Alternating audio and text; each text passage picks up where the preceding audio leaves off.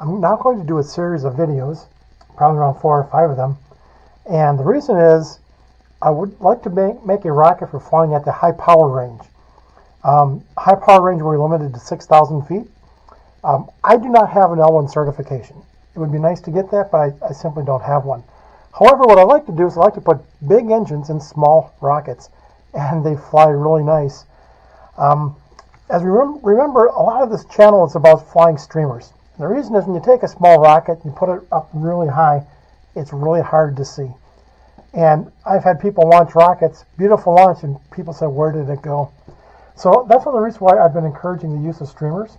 What I'm going to do is you can do a combination. I'm going to do a combination of a parachute and a streamer for this particular rocket. The reason is the parachute will make it fall a little bit more slowly, but the streamer will allow me to see it when it's high in the air. The rocket I've selected for this is a Quest rocket, a Quick Q, and this Quick Q is a very straightforward rocket. It's listed as a beginner's rocket. It is fairly easy to put together. I put mine together in just maybe about an hour, and I think it took more time for the glue to dry than it did to assemble. But it's a very nice rocket, and when I say very nice, is that I know I can get some very nice flights out of it. And I have modified this rocket for my particular agenda, which is I want to make sure I can put in a parachute, a streamer, and have this highly recoverable when I put a big engine into it. So let's take a look at what I've done. So this is what the rocket is. It's the Quest Quick Q. And you see it's a very simple rocket in terms of its parts. I put the rocket together this morning, and you see it's fairly straightforward. It's about 1.5 feet long. And you don't have to use glue, but you can. I do use glue. I glue various things. I glue the fins down. I glue the engine mount into the tube. I do glue a few things, even though it's not really required. And the reason is I want to put larger engines into it. Also, when you're flying with streamers, they generate a lot more pressure inside before they blow out. So with this particular rocket, it's got a 18mm engine mount. So you can take an engine such as a C65, just simply slides right in. Then there's a retainer. Just simply put that on there and screw it on. It's really nice. What's really nice about 18mm rockets is that C is not the limit of the power that we can use. We can also use this, a D16 4FJ, a Black Max. This uses a composite material for its propellant. Composite material is like a rubbery substance, and it's got an oxidizer and a metal powder similar to the Space Shuttle booster engines.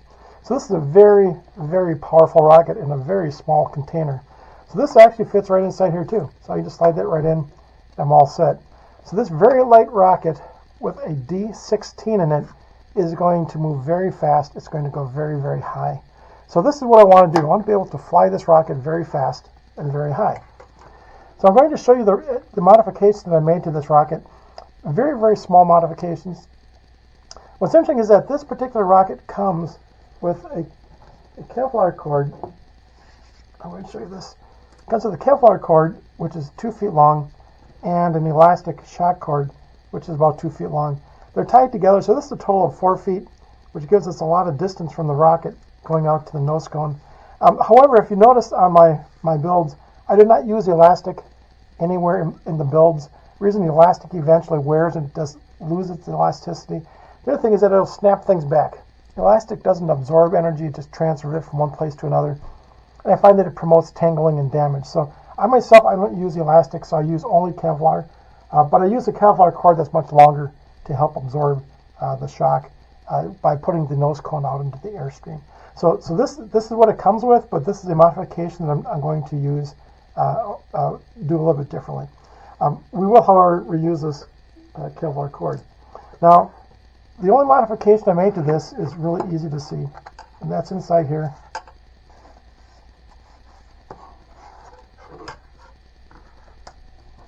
We've seen this before. I've got a Kevlar cord. It's connected to the engine mount.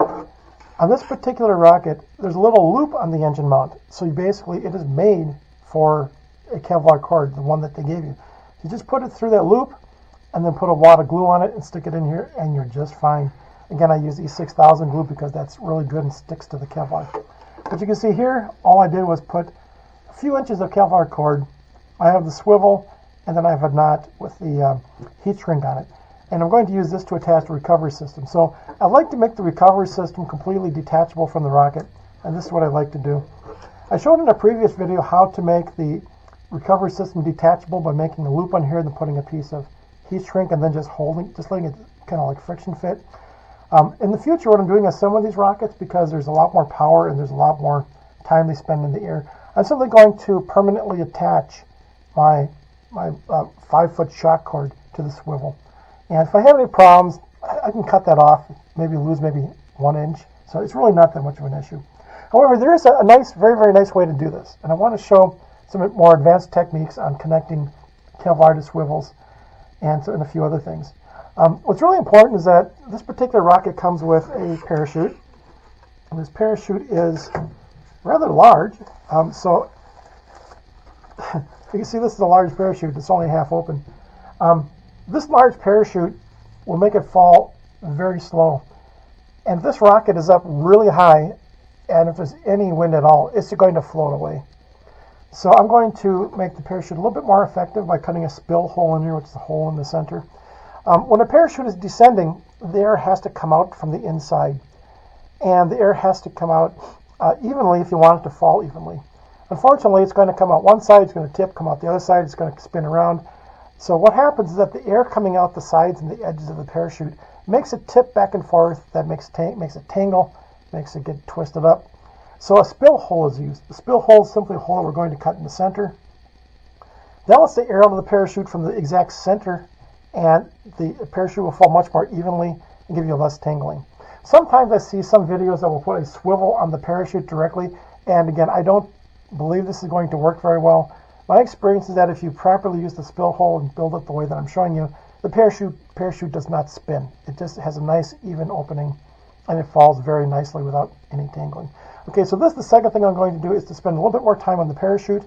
Matter of fact, attaching the actual shroud lines, again, there's a little bit of a trick to that to make that even easier. So I want to show you some of these tricks to build the plastic parachute. I don't use them very often. I do usually use the nylon parachute, but this time I'm going to use this one because I don't have a nylon parachute this size. And I'm going to put this in with a streamer. Now the streamer I'm going to use is this type of a streamer. This streamer is very, very small. It's a 1/2 inch wide, but it's a full 25 feet long. So this is what I call a spotting streamer. Its only purpose is to come out at the same time as the parachute, and when it does, it'll make it much, much easier to see the rocket if it's several hundred feet up, or even maybe 1,000 feet. So you put that rocket up 1,000 feet, you're not going to see this parachute, but you will see a 25-foot red and silver streamer sparkling and fluttering in the air. Now this is not going to slow it down much, but again, the primary objective is to be able to see it. We want to be able to see where this is. So that's basically the intro to what I'm going to be doing. The next video, I'm going to take this parachute, I'm going to put the spill hole in it, and then I'm going to attach the shroud lines using a different technique, which will hopefully make your shroud lines attachment a little bit easier, make them much more evenly connected.